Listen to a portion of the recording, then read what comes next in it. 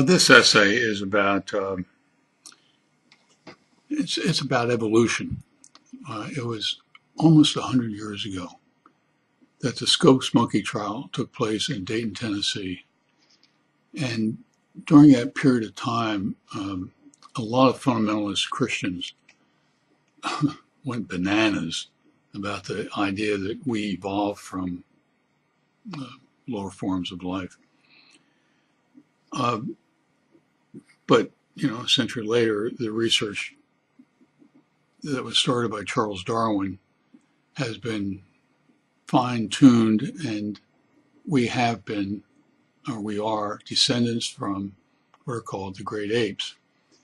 And there are four varieties of great apes that are still alive in the world today. Gorillas, orangutans, chimpanzees, and bonobos. And what's interesting is that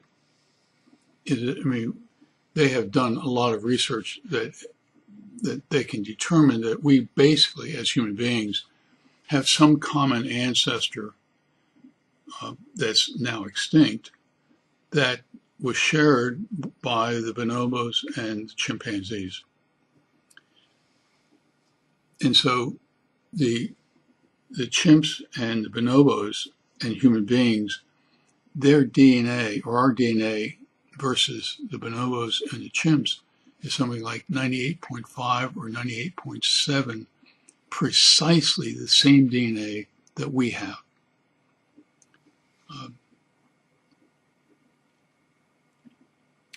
But that we, in some way, and they're not sure about who the missing links are, but that we carry a lot of the DNA of both of those great apes.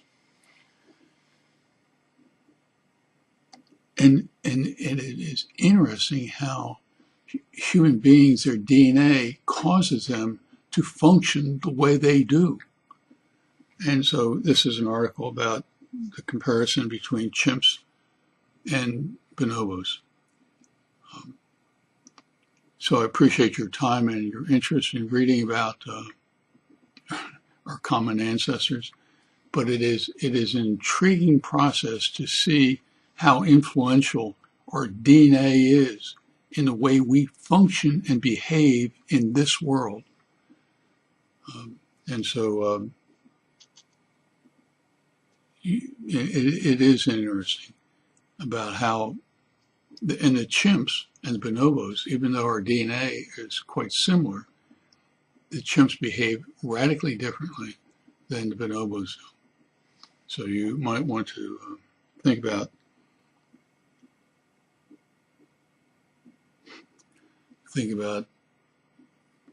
whether you have more chimp or bonobo DNA in your system. So thank you for the time, and take care.